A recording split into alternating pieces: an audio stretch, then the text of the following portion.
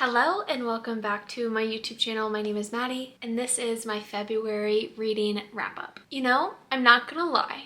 If you follow me on Goodreads, you've probably seen my reading month, and I did read 11 books, but I would say that this has been the most average reading month that I've ever had. Now, I had 1 5-star, I had 4 4-stars, 4 3-stars, some DNFs, and some 2-stars. I was kind of all over the place and I rarely DNF books. It was just a weird month. Let's talk about the DNFs. I did create a new bookshelf on Goodreads titled Soft DNF. That's how I feel like all DNFs should be. When I DNF a book, it might be because I'm not in the mood, but that does not mean I don't ever want to go back to it. People are going to be upset with me and you might even click off right at the beginning of this video. I ended up DNFing Bringing Down the Duke and City of Brass. Again, I know it's controversial. City of Brass is a very well-loved series and book.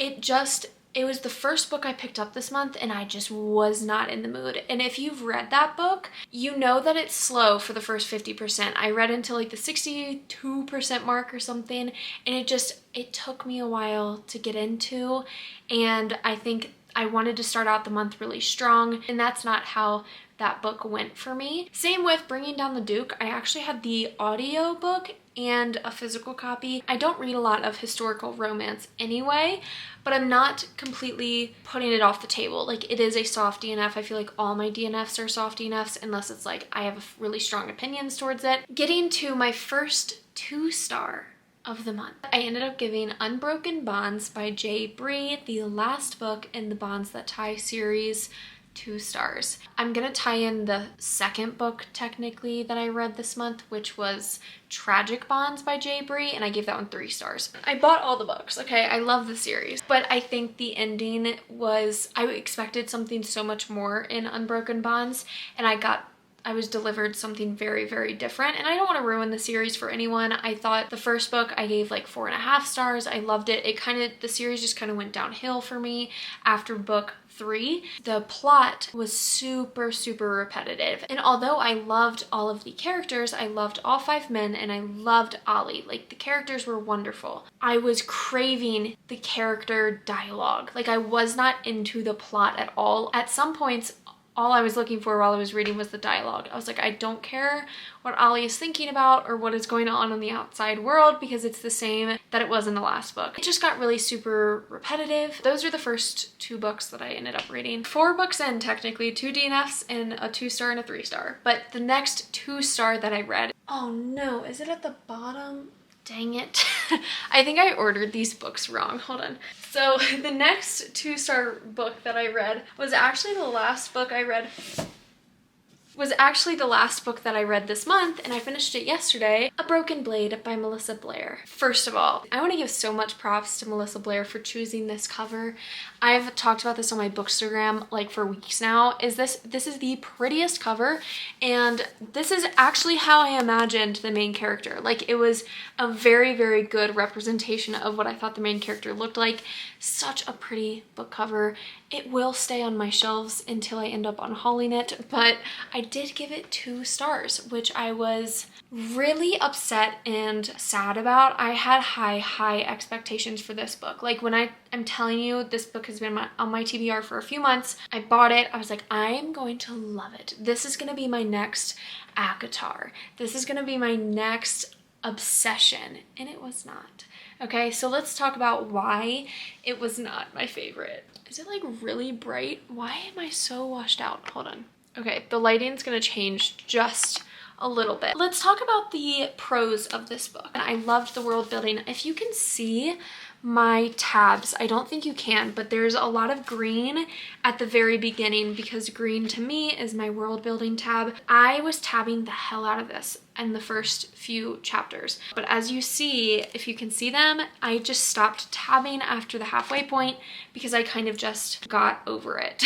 The first 20%, loved it. There was a lot of info dumps and I was like, okay, I dig it. I want to learn all about this world. Tell me more. We learn that Kira is the king's assassin. Does that sound familiar? It does, right? Aelin, okay? But it's not Aelin. She has a lot of grief and a lot of self-doubt and a lot of guilt towards what her job is because she doesn't want to work for the king, but she has to. She was a drunk for a majority of the book, and I did not like that because at the very beginning, Kira's talking herself up. She's like, yeah, I'm this badass warrior. I'm an assassin. I went to this really cool school called the Order, but it's not that cool because we're forced to do it from a young age. Like, it's kind of fucked up, okay? You find out like she's been drinking for the past like 30 years because of her feelings towards the king and everything, and I just didn't like that. I didn't like that that's how she solved her problem. Let's talk about the writing of this book, and I'll be quick. I didn't like the writing. It was extremely choppy. Let's see if I can find an example.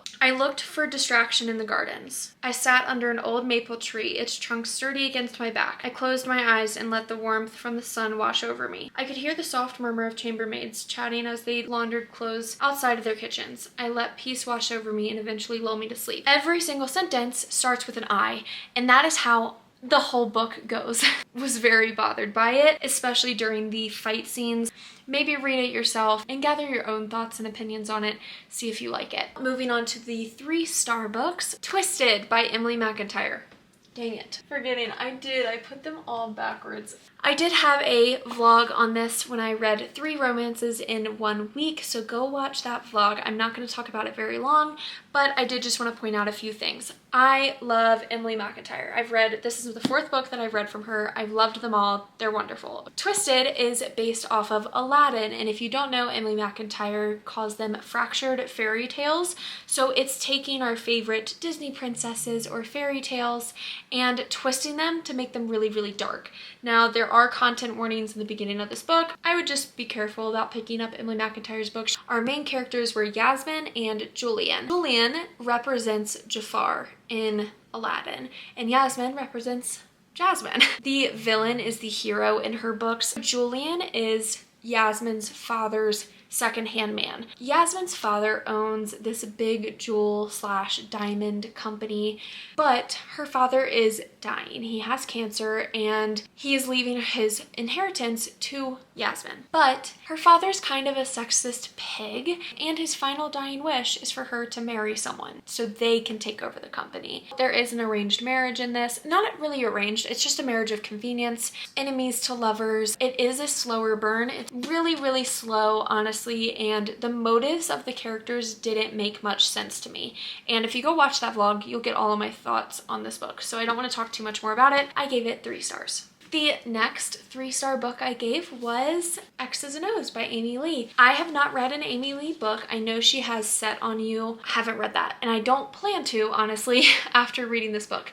In that 3 romances in 1 week vlog, I read this book, but I will really quick talk about the likes and dislikes of this book. I think my biggest dislike, and I mentioned it a lot in that vlog, I don't like Amy Lee's writing because there were so many metaphors and similes in this book that I kind of got lost every time I was reading a page, and the dialogue and the plot kind of got washed out because of how much fluff there was in this book.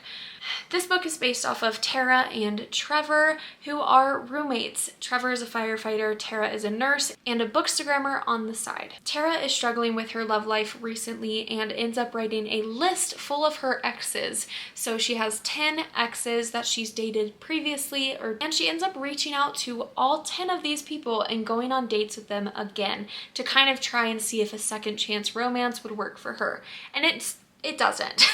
She ends up with Trevor, her roommate. I thought that their love at the end of it didn't seem super genuine because Tara, the whole book, is looking for someone to love her. Like, she is trying a little too hard, and by the time Trevor comes around and is like, hey, stop dating your exes, I really like you, she's like, oh, thank God, like, someone likes me. Like, it felt like she just wanted anyone to love her, and it didn't seem like she actually really, really liked Trevor. That's how I interpreted it. Everything else in this book, adorable, super sweet. I thought that Trevor had a really good character development storyline. He has some commitment issues, and he really works through them. I would recommend it to people, but it's not like my top favorite. Before we move on to the 4 stars, I did rate a book 3.5 stars.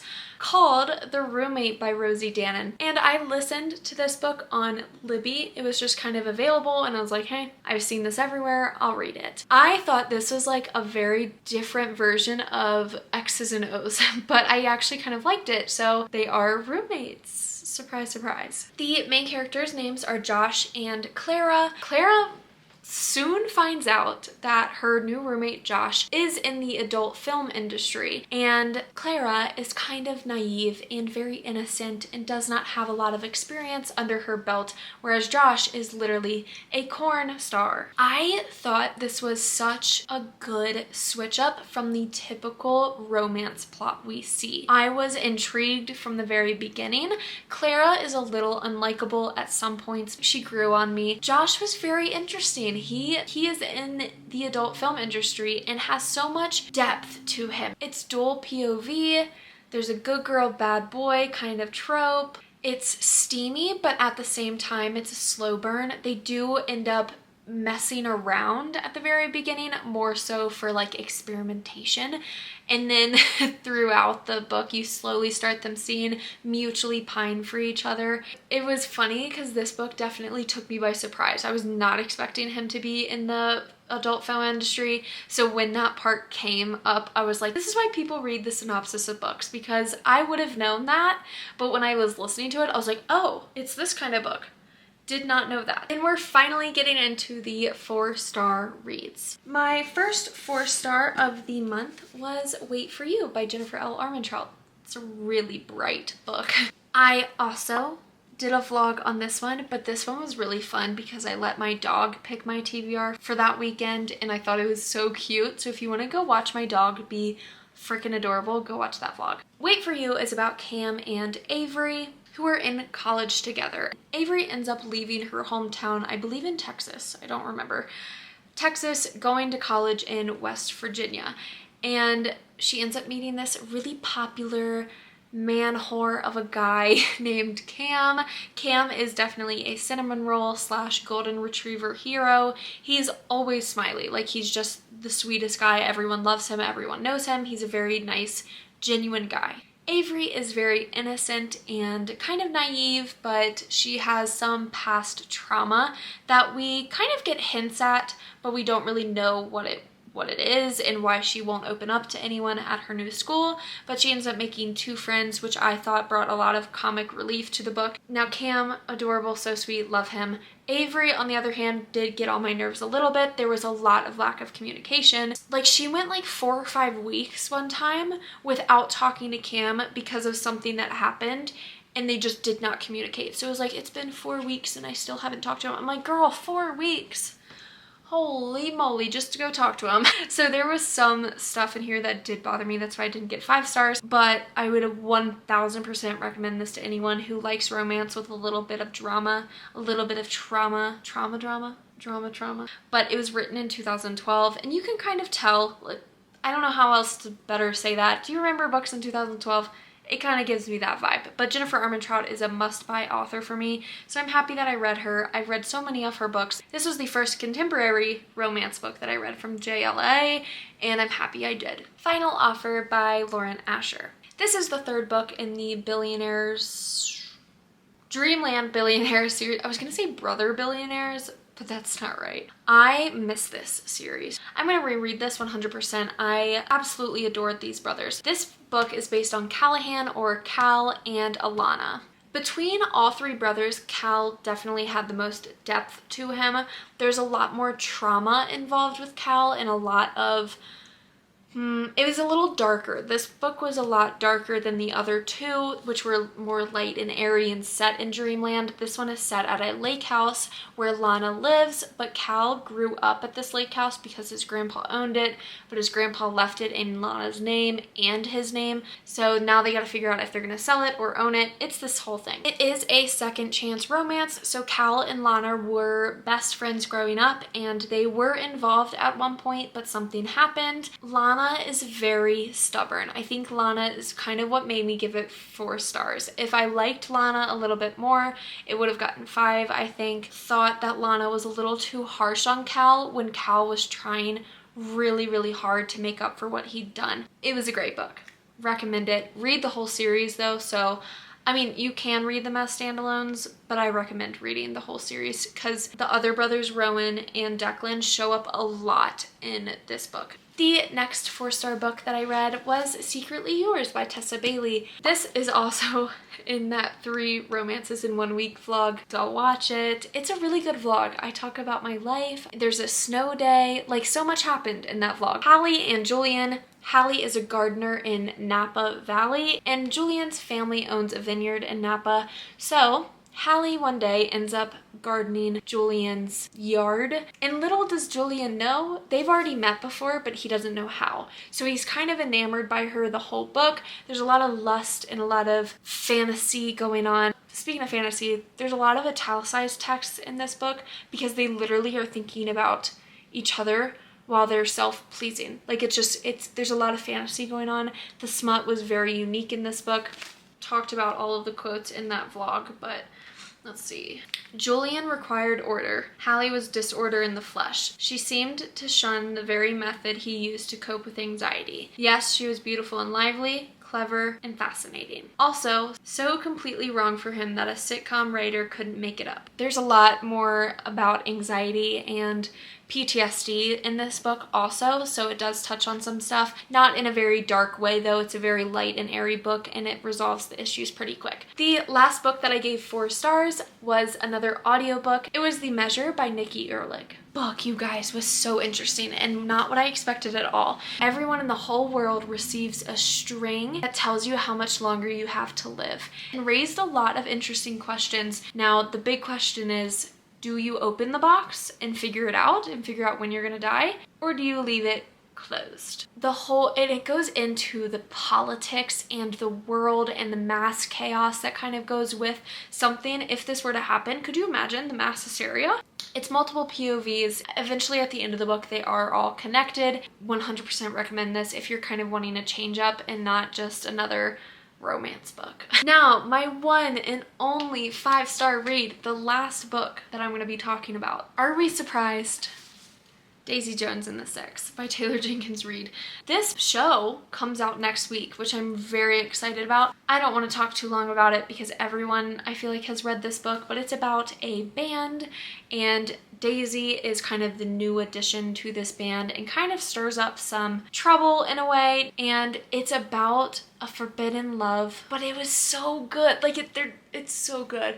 It's not really a forbidden love. I mean, it is, but they don't really fall in love. They're not able to. I don't know how to describe it. It's wonderful. The audiobook too, I read along with it as I listened to the audiobook because people were like, the audiobook is amazing. And they were right, because there are so many different narrators and it just seems so real. So this show, I'm looking forward to it. That is it for my monthly wrap up. Ready for March to just be reading whatever I want. No planning it out. Don't stress about it. I just want to read whatever I have on my TBR cart, whatever I just feel like reading. And a lot more Kindle Unlimited, because I'm trying to convince myself to buy a Kindle, like an actual Kindle, but I want to prove to myself that I'm actually going to read more Kindle books. All of my social media is linked down below. I've been super active on my Bookstagram. I update my Goodreads quite literally every single day, and my main Instagram is down there also. Goodbye.